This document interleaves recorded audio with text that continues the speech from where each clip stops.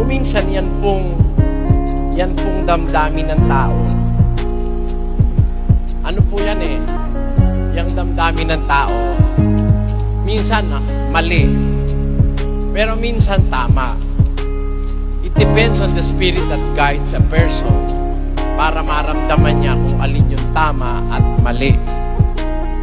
Pagka po ang espiritong nasa atin, yung espiritu ng masama, akala natin tama rin tayo, pero we are under deception. Dinadaya tayo ng masama. Nandadaya po kasi si Satanas eh.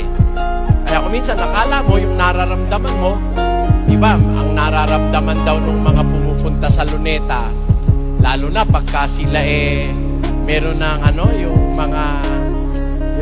tawag doon, yung gumaganong-ganon na El Shaddai, El Shaddai, la.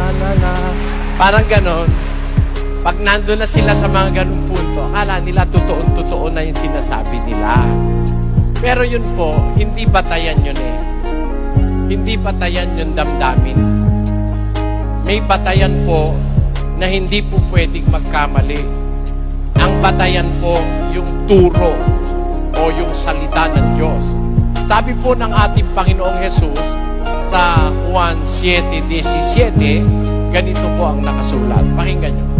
Kung ang sino mang tao ay nag-iibig gumawa ng kanyang kalooban, ay makikilala niya ang turo kung ito'y sa Diyos o kung ako'y nagsasalita na mula sa aking sarili.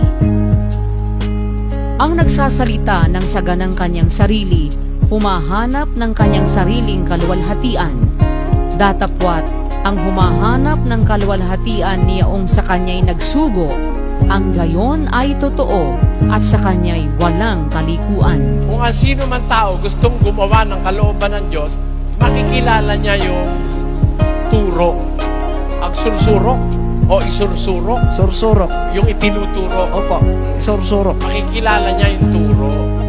Kung sa Diyos o kung sa sarili lang nanggagaling. Yan po ang nasa Biblia. Kaya hindi po batayan yung nararamdaman nyo. Baka ang kinaroroonan nyo mali, kailangan tiyakin natin sa turo. Turo po ang batayan.